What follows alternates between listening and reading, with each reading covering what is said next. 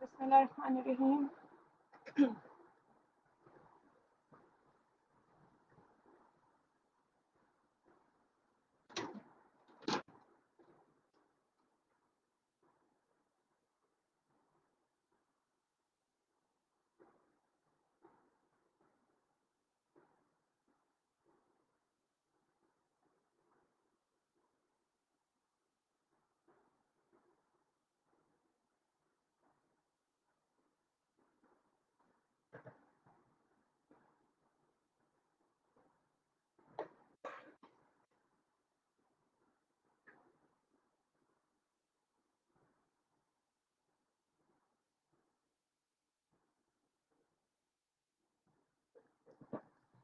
जी वालेकुम सलाम बेटा।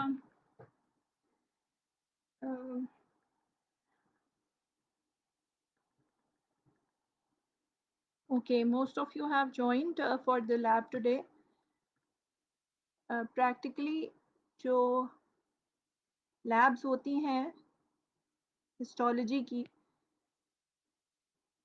वो यही होती है कि आपने टिश्यू जो है वो माइक्रोस्कोप में देखना होता है। ठीक है, जो कुछ आपने पढ़ा होता है वो आप माइक्रोस्कोप में देखते हैं और आपको मालूम पड़ता है कि वो किस तरीके से नज़र आता है। लेकिन उस सबसे पहले आप लोगों को बेसिक नॉलेज का होना बहुत ज़रूरी है। You know that the eyes see what the mind knows.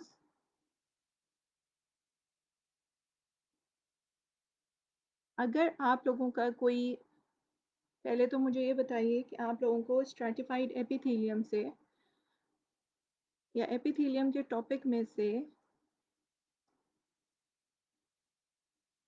कौन सा ऐसा टॉपिक है जो कि समझ नहीं आया, यानी कि स्लाइड जो आप माइक्रोस्कोप में देख सकते हैं रिगार्डिंग एपिथेलियम, उनमें वो कौन सी चीज़ें हैं जो आपको डिफ़िकल्ट लगती हैं और आपको समझ नहीं आई। ठीक है, आई वुड लाइक टू सी कि आप लोगों की क्या क्वेरीज हैं, ताकि मैं उसके अकॉर्डिंग उसी क्वेरी को स्ट्रेस करूं, उसी का आंसर आपको दूं।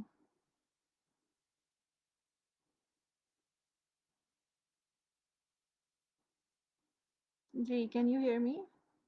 जी राबिया, वालेकुम सलाम।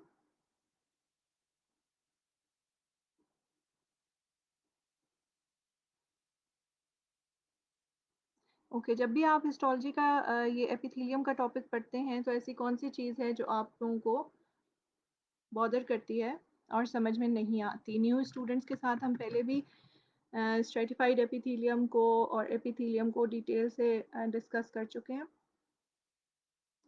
और जो हमारे पास स्टूडेंट्स पहले से हैं वो have attended the classes in the campus. What is difficult for them? I would like to address your queries and would like to solve them. I'm reading your comments. I need your suggestions ताकि मैं उसी के according चीज़ को address करूं, आपके problems को solve करने की कोशिश करूं।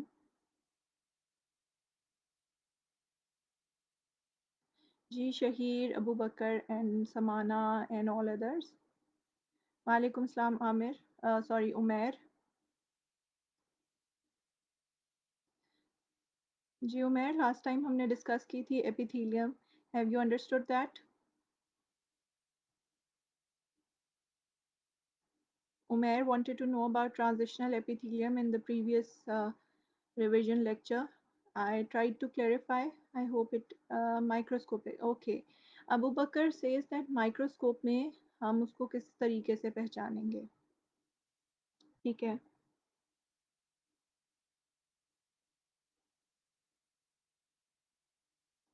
और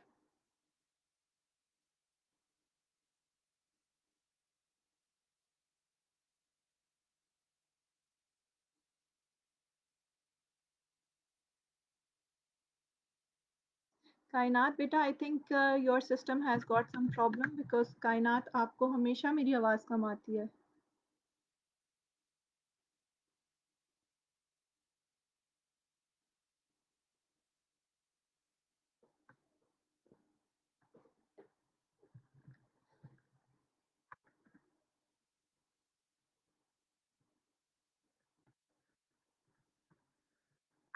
अच्छा, केराटिनाइज्ड एपिथेलियम का आप लोगों को इशू है।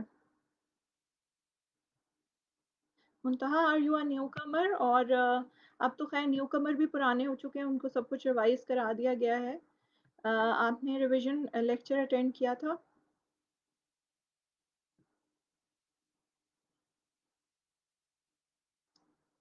डोमेन्स का भी मैंने जो है ना वो बहुत डिटेल से लास्ट लेक्चर में समझाया था। Okay, I will try to make it clear for you. जी बिल्कुल। बाकी सबको आवाज़ ठीक आ रही होती है? Kainat, you must use microphones.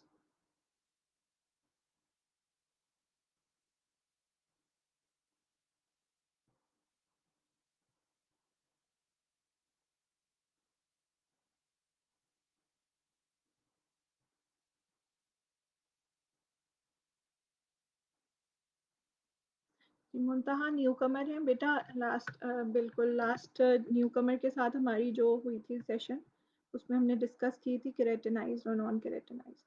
अच्छा चलें, we will move forward. I hope कि आप समझ में आ जाएगी most of the things. Okay,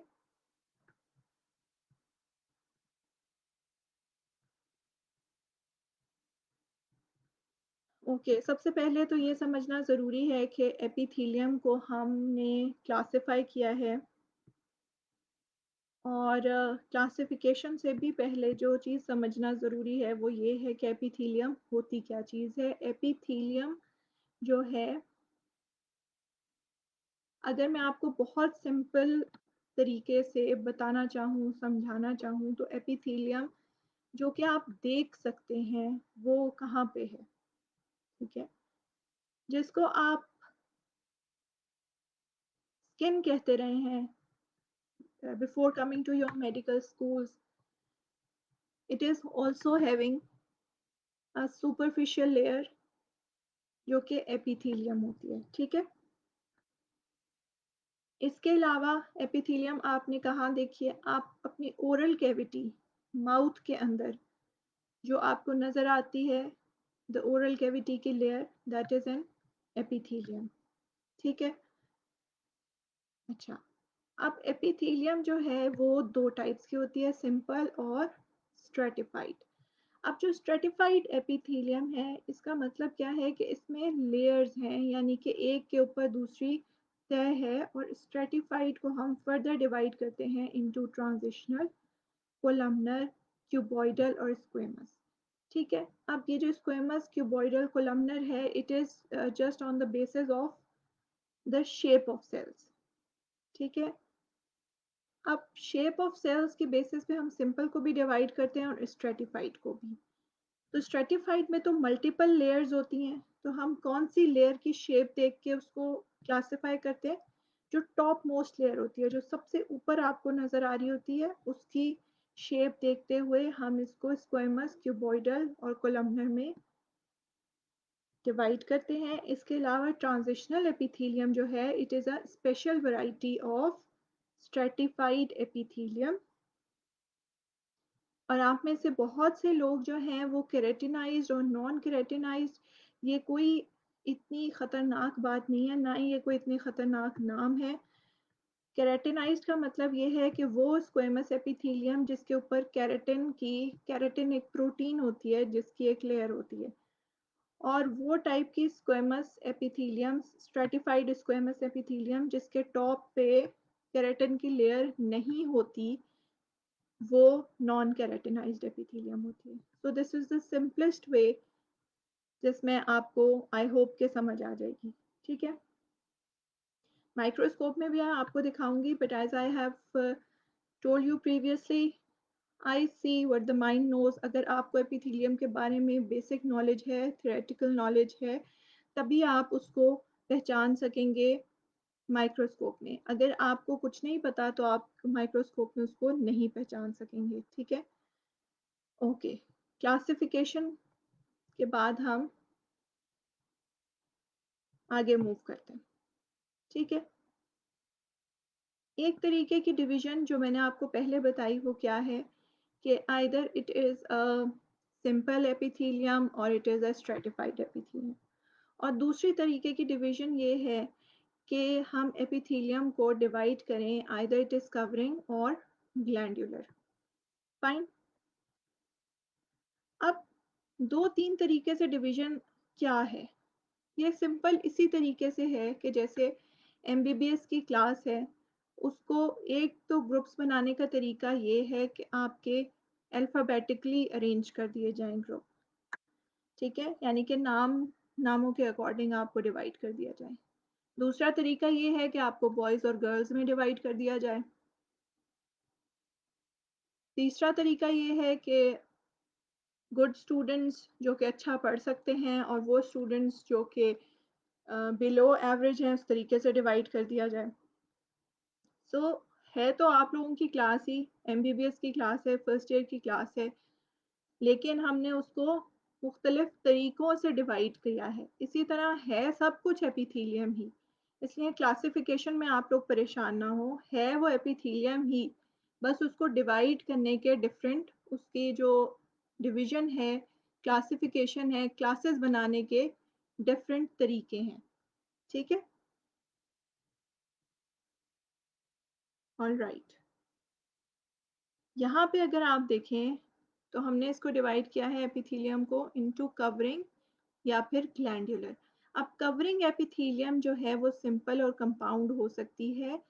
simple या कंपाउंड कह लीजिए, और कंपाउंड की फर्दर टाइप है स्ट्रेटिफाइड, ट्रांजिशनल और सेंसरी। सेंसरी जो है ना वो स्पेशल टाइप के एपिथीलियम है जो स्पेशल सेंसेस जैसे कि स्मेलिंग है, हियरिंग है, ये स्पेशल सेंसेस हैं और जो ऑर्गन्स रिस्पॉन्सिबल हैं इसके लिए वहाँ पर ये एपिथीलियम प्रेजेंट होगी।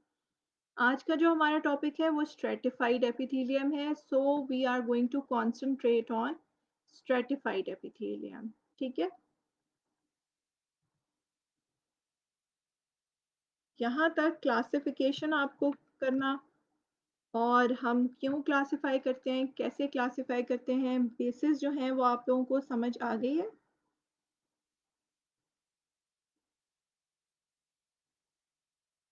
अम, जी, मुंतहा और अबू बकर। ठीक है। अच्छा, एक बात जो मैं क्लास में भी स्ट्रेस करती हूँ और मैं आप लोगों को ये लाइव लेक्चर में भी स्ट्रेस कर रही हूँ, वो ये है कि जब जिस वक्त बेटा लेक्चर हो रहा हो तो आपके पास, अगर आपको नोट करने की आदत है तो आपके पास एक सिंपल पेपर और पेन होना चाहिए। Copy, register, paper, pen. Okay, मेरी बात ये गौर से सुन लें। और जो टीचर पढ़ा रही होती हैं आप उसको नोट करें। If you will keep on searching it in the book, तो जो आपको आपका इंस्ट्रक्टर बता रहा होता है वो चीज़ें भी निकल जाती हैं और आप बुक के पेजेस ढूंढने में लगे रहते हैं।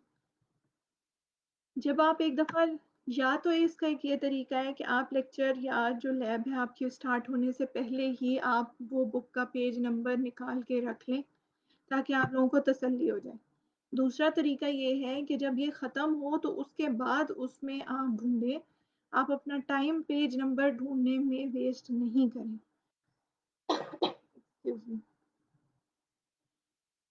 ठीक है जी, कासिम को, ईशा को, समाना को और बहुत से और स्टूडेंट्स को समझ में आ गई है। Fine, let's move forward. Stratification, मैं आपको ये लेक्चर्स प्रोवाइड भी कर चुकी हूँ, कई दफ़ा बता चुकी हूँ। स्ट्रेटिफिकेशन का मतलब है लेयर्स की फॉर्मेशन। जैसे ये बुक्स एक दूसरे के ऊपर पड़ी हैं, ये स्ट्रेटा है। आपने अपने स्कूल्स में पढ़ा होगा कि earth has got stratas, and one of very simple ways that how you arrange your clothes is stratification. ठीक है, it is in the form of layers या layering है।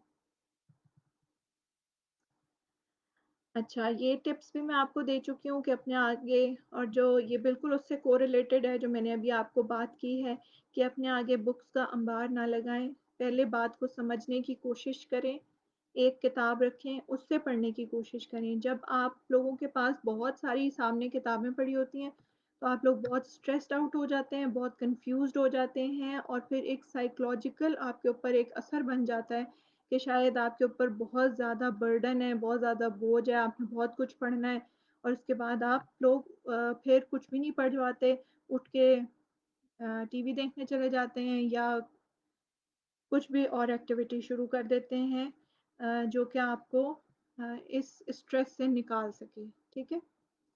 So always keep one book in front of you, try to read and understand that और उसके बाद दूसरी book अपने book rack में से उठाइए और कॉरेस्पॉन्ड कीजिए कि दोनों में से कौन सी चीज़ें जो हैं वो कॉमन है और कौन सी दूसरी बुक में एक्स्ट्रा दी हुई है, you need to add that, okay. Besides that ये है जी माइक्रोस्कोपिक अपीयरेंस। सिंपल में अगर आप देखें तो यहाँ से इस लेयर से ऊपर ऊपर ये क्या है, ये एपिथेलियम है, ये एक सिंपल एपिथेलियम है, इसकी एक ही लेयर है, ठीक है। और ये एक इस लेयर से ऊपर ऊपर ये सारी एपिथेलियम है और इसके सेल्स की मल्टीपल लेयर्स हैं, there are lots of layers in the stratified epithelium. So एक सिंपल मैंने आपको ये बता दिया कि सिंपल की एक लेयर होती है और स्ट्रेटिफाइड की मल्टीपल लेयर होती हैं, इस तरीके से आप उसको आइडेंटिफाई कर सकते हैं। अब बात यह है कि जिस तरह के सिंपल की मुख्तलिफ टाइप्स हैं उसी तरह स्ट्रेटिफाइड की मुख्तलिफ टाइप्स हैं, ठीक है। जैसे कि we have discussed it before, squamous है सिंपल, तो सिंपल स्ट्रेटिफाइड है। तो अब जब हम एपिथेलियम की नेमिंग करते हैं तो आप ये देखिए कि जो फर्स्ट नेम है वो इंडिकेट करता है कि ये इस जो एपिथेलियम है उसकी एक लेयर है या फिर मल्टीपल लेयर्स हैं, ठीक है। जो दूसरा नाम है वो इंडिकेट करेगा शेप ऑफ सेल्स। सिंपल में तो ऑब्वियसली एक ही लेयर है, जो स्ट्रेटिफाइड है उसमें जो टॉप मोस्ट लेयर है उसकी क्या शेप है उसके अकॉर्डिंग हम उसको नाम देंगे, okay. And this is an example, if you arrange your books, जो टॉप मोस्ट बुक है उसको देख के आपको पता चल जाएगा कि इसमें मैंने जो स्टैक बनाया है वो कौन सी बुक्स का है। So this is naming. First name indicate करता है how many layers and the second name indicates the shape of cells. अच्छा जी, अब जो stratified epithelium है उसकी ये तीन टाइप्स हैं, मल्टीपल टाइप मैंने आपको बताया है और ट्रांजिशनल एपिथेलियम है which is a special variety. Let's see कि स्ट्रेटिफाइड स्क्वेमस एपिथेलियम को आप जो है ये एक ऐसी एपिथेलियम है जिसमें मेरे स्टूडेंट्स जो हैं वो बेइंतहा परेशान हैं। क्यों परेशान हैं? आई डोंट नो, शायद आप लोगों को इसका कॉन्सेप्ट क्लियर नहीं है। केरेटिनाइज्ड और नॉन केरेटिनाइज्ड, जैसे मैंने आपको पहले भी बताया, सिंपल ये बात है कि जो टॉप मोस्ट लेयर है उसके ऊपर केराटिन होगा और जो नॉन केरेटिनाइज्ड है उसकी टॉप मोस्ट लेयर के ऊपर केराटिन नहीं होगा। केराटिन क्या है? केराटिन सिर्फ एक प्रोटेक्टिव प्रोटीन है। अब जिस जिस जगह पे प्रोटेक्शन की ज़रूरत है, किस जगह पे प्रोटेक्शन की ज़रूरत है? जहाँ पे एक्सेसिव स्क्रैचिंग होती है, टीयरिंग होती है या वो बॉडी पार्ट्स जो कि एक्सपोज्ड होते हैं टू द एक्सटर्नल एनवायरनमेंट से,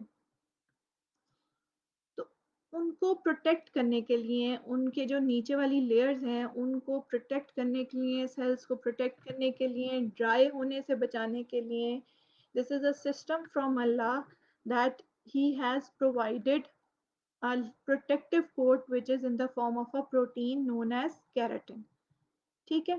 अब केराटिन इतनी मुश्किल चीज़ तो है नहीं, ये देखिए आजकल बहुत ज़्यादा शोर है जी केराटिन ट्रीटमेंट का।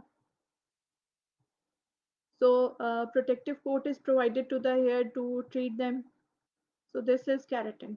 ये आपको एक एग्जांपल के लिए मैंने बताया। अच्छा, जब आप माइक्रोस्कोप में देखते हैं केराटिनाइज्ड स्ट्रेटिफाइड स्क्वेमस एपिथेलियम को, तो उसके ऊपर आपको ये डेड सेल लेयर नजर आती है, ठीक है। Okay, you have got this dead cell layer over it. Fine. So now what? That you have got a dead cell layer over the keratinized epithelium.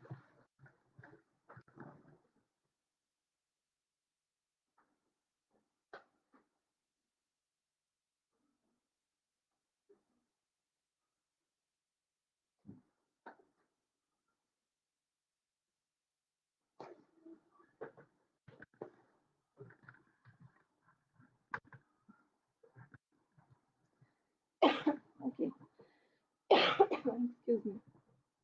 So we have got a dead cell layer over the stratified epithelium. अब ये जो keratin की layer है, ये होती क्या है? जो सुपरफिशियल सेल्स होते हैं उनका साइटोप्लाज्म के अंदर केराटिन जो है वो एक्यूमुलेट हो जाती है।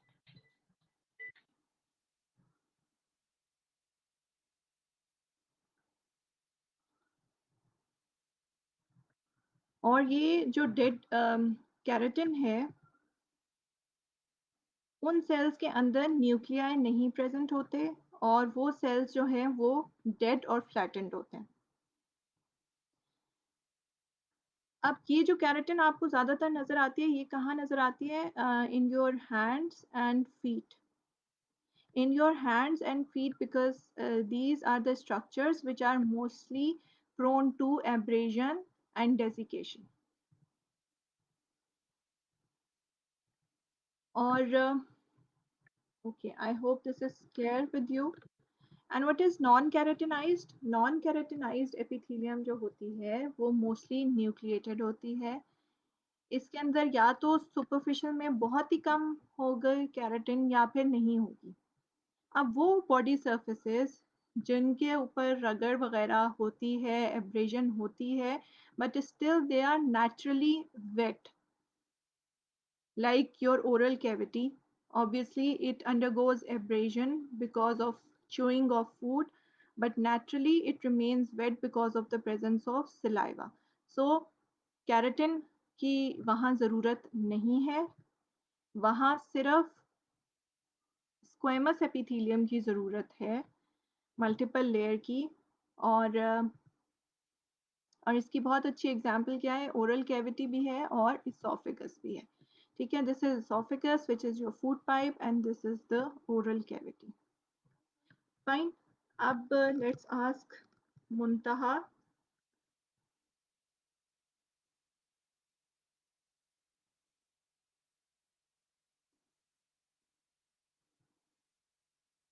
अच्छा जी मुंतहा बेटे, आपको अब केराटिनाइज्ड और नॉन केराटिनाइज्ड समझ आ गई है?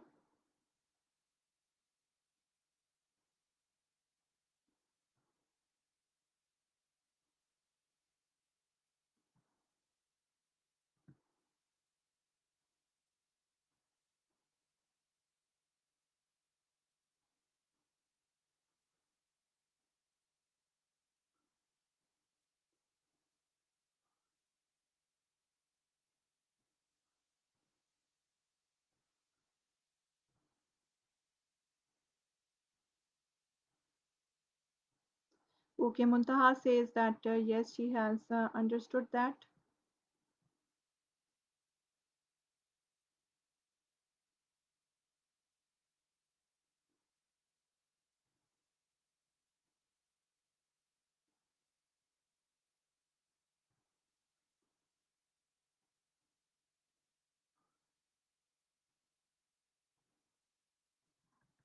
Okay, let's move forward.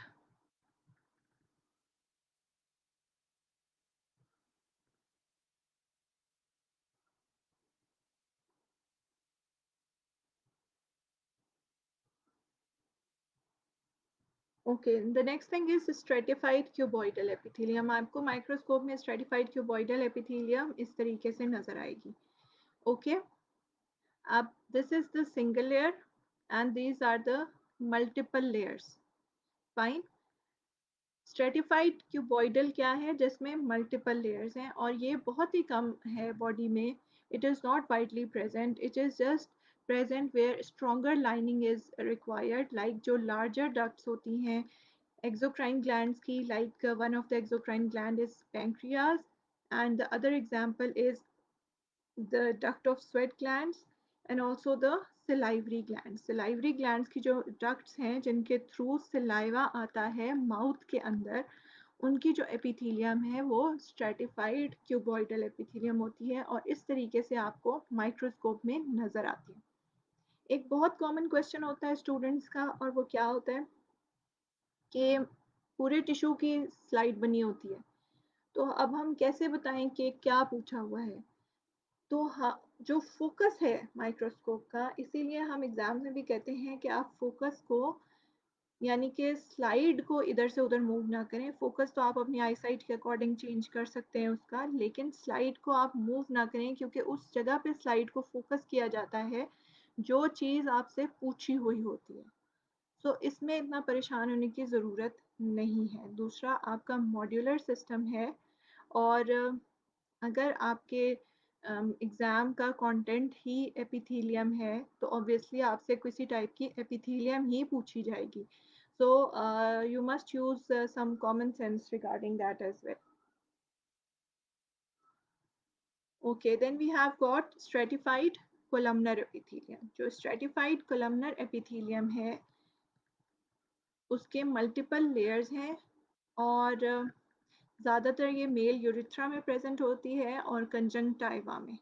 Conjunctiva is that transparent part which you can which you have got in front of your eyes and also covers this white area. Sclera को cover कर रहा है. ठीक है. अब माइक्रोस्कोप में आपने इसको किस तरह से आइडेंटिफाई करना है.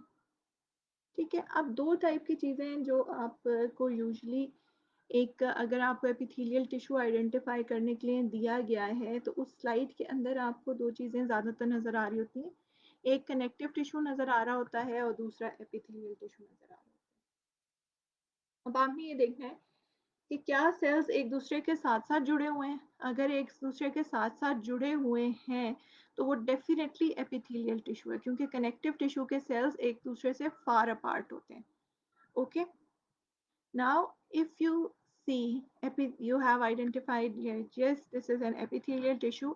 Now you need to see that either the epithelial tissue has got multiple layers or single layer. If it has got a single layer, then it is a simple epithelium. If it has got multiple layers, then it is a stratified epithelium. और अब आपने इन epithelia की types को पहचानना है. तो types क्या हैं? According to the shape, as I have already told you, आपने शेप को देख के पहचाननी है. सिंपल की तो आपको सारे सेल्स की एक जैसी शेप नजर आएगी, लेकिन स्ट्रेटिफाइड की आपने टॉप मोस्ट लेयर की शेप देखनी है और उसके अकॉर्डिंग आपने पहचानना है कि ये कौन सी टाइप के एपिथेलियम है.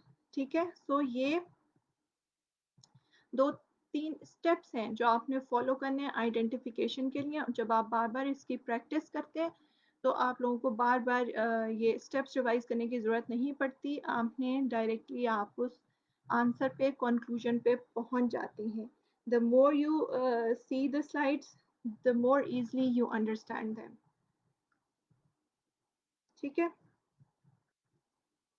अच्छा जी, लेट्स सी, इसके समझ में आ गया आपको कि आप किस तरीके से माइक्रोस्कोप में इसको आइडेंटिफाई करेंगे. Abu Bakr. Abu Bakr actually asked about that how are you going to identify it in the microscope.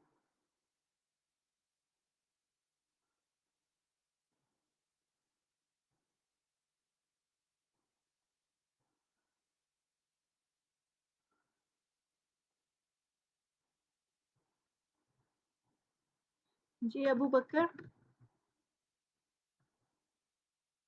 and rest of all of you, uh, Umar Paracha, Umar Sajad, Isha Ejaz, सदीम Akbar,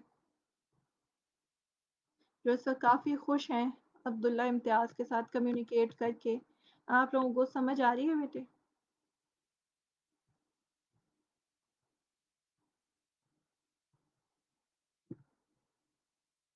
That how are you going to identify the slide in the microscope? अच्छा जी, Abu Bakr says yes. Okay, so this is time to move forward. Transitional epithelium क्या है? Transitional epithelium बिल्कुल difficult नहीं है, बहुत आसान है। इसको आप लोगों ने अपने लिए सोच के ही मुश्किल बना लिया है कि ये क्या चीज़ है। ये कोई ऐसी चीज़ नहीं है।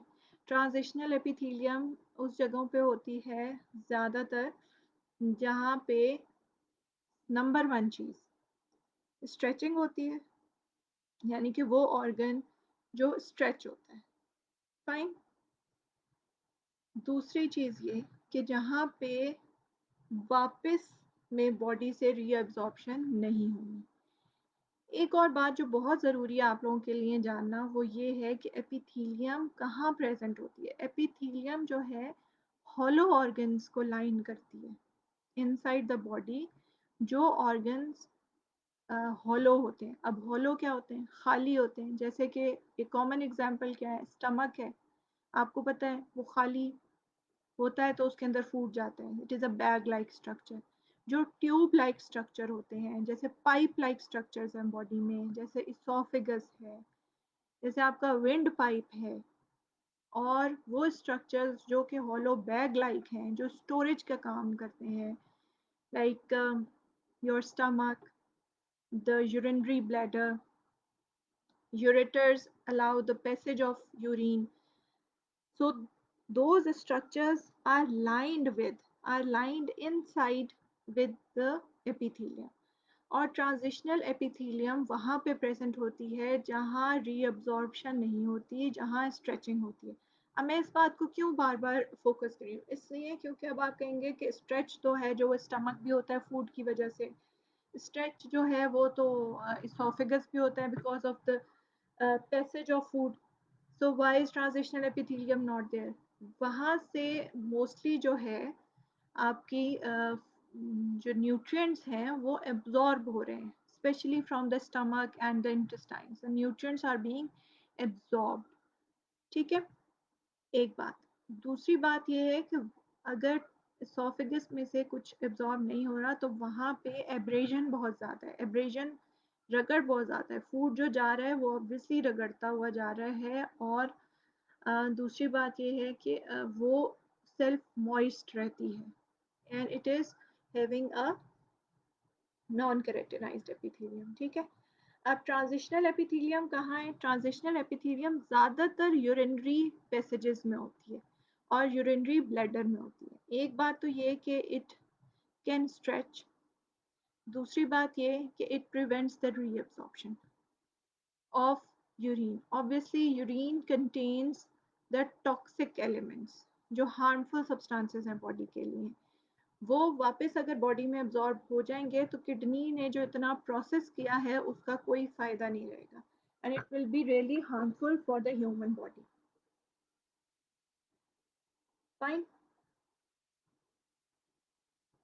अच्छा जी, अब जो री अब बार बार आप लोग पूछते हैं अम्ब्रेला सेल्स क्या होते हैं। आप लोगों को मैंने ये बताया कि दो किस्म की ट्रांजिशनल एपिथेलियम है, एक डिस्टेंडेड है और एक अनडिस्टेंडेड है। डिस्टेंडेड कब है? बैलून जो है वो जब इन्फ्लेट हो जाता है, हवा से भर जाता है, तो वो फैल जाता है। इस कंडीशन को हम कहते हैं डिस्टेंडेड। इसी तरह जैसे urinary bladder, if it is filled with urine तो वो फैल गया, it is known as distended. वहाँ पे जो ट्रांजिशनल एपिथेलियम उस वक्त है वो कुछ और नहीं बन गई, वो है ट्रांजिशनली, लेकिन वो डिस्टेंड हो गई है। और डिस्टेंड होने की वजह से आपको उसकी लेयर्स जो हैं वो कम नज़र आती हैं। लेकिन when the urinary bladder is empty, like when the balloon is not inflated, उसमें हवा नहीं भरी हुई होती, वो सुकड़ा हुआ होता है, तो क्या है, जो सेल्स होते हैं एपिथेलियम के, just like urinary bladder is empty, cells come close together. When they come close together तो वो आपस में fused नजर आते हैं. आपको एक एक cell के अंदर दो दो तीन तीन न्यूक्लियाई नजर आएंगे. These are actually the cells which have come close together. और ये जो बड़े बड़े top layer में cells हैं वो umbrella cells कहलाते हैं because of the multinucleated appearance. Fine.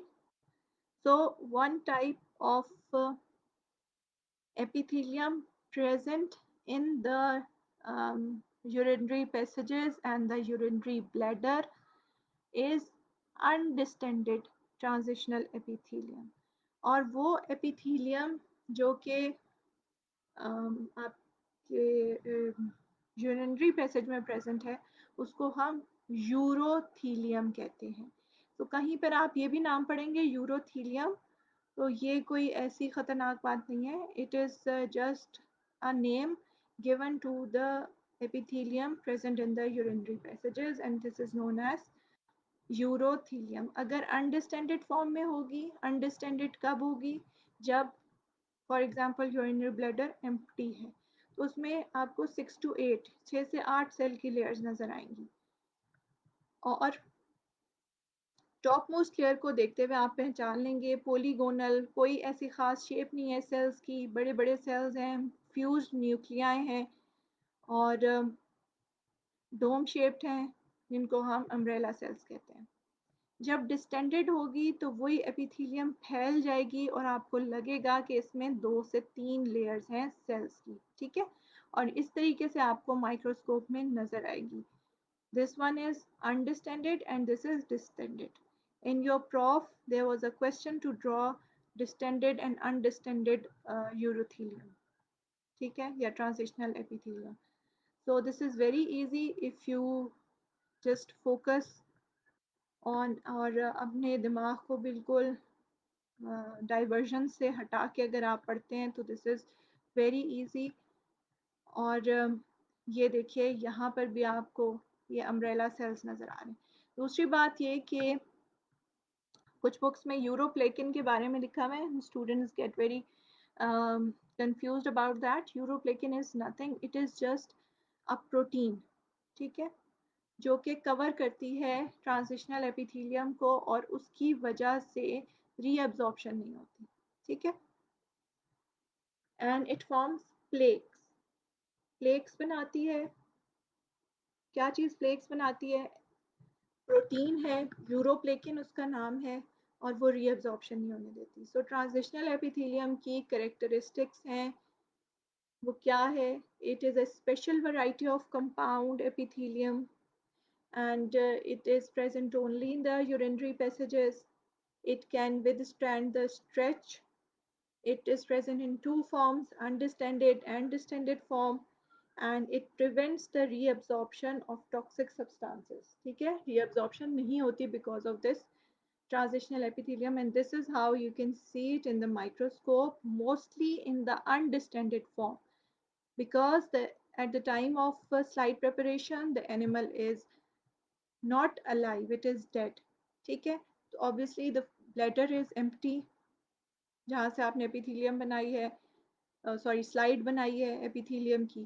तो the slide which you see in the microscope is mostly in the undistended form. वैसे भी after the death जो the tissues हैं they get contracted. Okay, so this is one of the way in which you can remember it easily. You can make a table for yourself and you can also see it from here. इसमें सारी epithelia लिखी हैं, उसकी examples लिखी हुई हैं और उनका मेन जो फंक्शन है वो लिखा हुआ है. अगर आपने वाइवा में सारी कहानी सुना दी और असल बात नहीं बताई तो फिर उसका कोई फ़ायदा नहीं होता.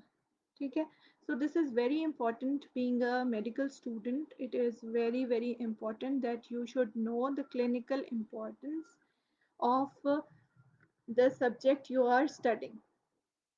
ठीक है, it is not like FSC कि आपने पूरी पूरी किताबें याद करनी हैं, आपने इसमें से इम्पोर्टेंट चीज़ों को समझना है और अंडरस्टैंड करना है। It is not like your pre medical subjects, जिसमें आप लोगों को अगर कुछ नहीं समझ आ रही होती तो आप लोग उसको क्रैम करके पेपर में लिख देते हैं और उसका आपको मिल जाता है, उसके मार्क्स मिल जाते हैं।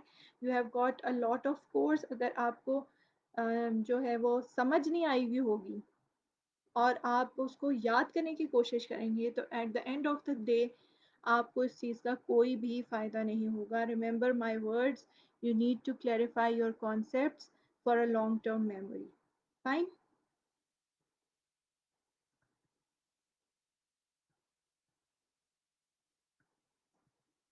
अच्छा जी।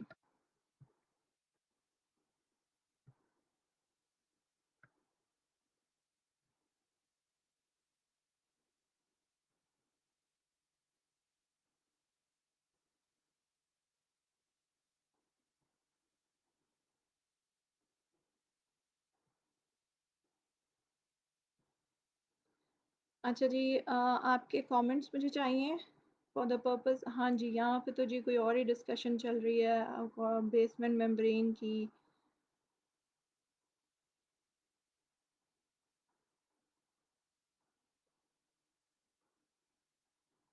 बेटा जो फेनेस्ट्रेटेड कैपिलरीज होती हैं उसमें एपिथेलियम जो है वो स्पेशल वैरायटी इसलिए है बिकॉज उसमें गैप्स हैं और वो अलाउ करती है passage of the cells through it.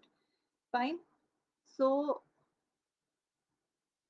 Basement membrane जो है वो आप उसको ये लेबल नहीं कर सकते कि वो हर जगह पे एक जैसी बिहेवियर शो करेगी। जैसे एपिथेलियल सेल्स हैं वो हर जगह पे डिफरेंट बिहेवियर शो कर रहे हैं। The basement membrane is just a type of connective tissue जिसके ऊपर एपिथेलियल सेल्स रेस्ट कर रहे होते हैं, ठीक है। और फेनेस्ट्रेटेड जो कैपिलरीज हैं obviously it is formed in the way, वो प्रेजेंट ही उस जगह पे होंगी जहाँ पे ट्रांसपोर्ट डब्ल्यू की रिक्वायर्ड होगी। तो अगर वो इम्परमिएबल हो जाएगी तो फिर तो फेनेस्ट्रेशन का फ़ायदा ही कोई नहीं है।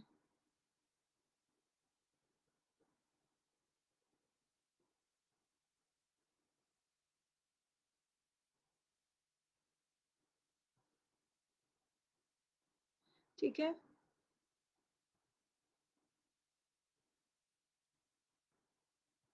Okay, with this your time is about to end for the lab and hope you understand.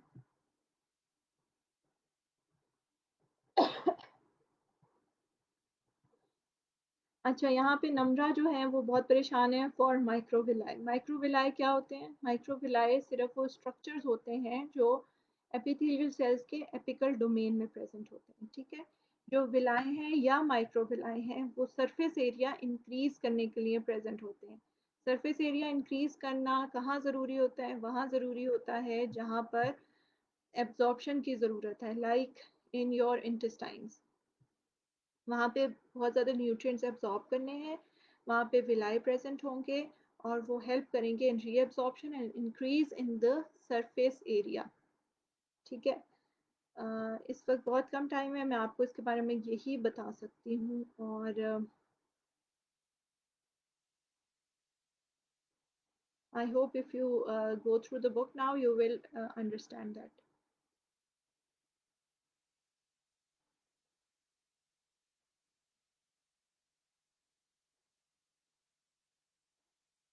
Domains क्या होते हैं ये अगर आप मेरे प्रीवियस लेक्चर में जाएं जो कि मैंने न्यू फर्स्ट ईयर स्टूडेंट्स के साथ डिस्कस किया था, उसमें मैंने डोमेन्स को eight the end of the lecture बहुत अच्छे तरीके से एक्सप्लेन करने की कोशिश की थी। I hope you will understand from there. Okay, now we are done with the stratified epithelium and I hope that I was able to solve your queries. Till then, inshallah, we'll meet tomorrow with the lecture or with the lab on glands. Okay. Thank you to all of you. Stay safe, stay blessed. Allah Hafiz.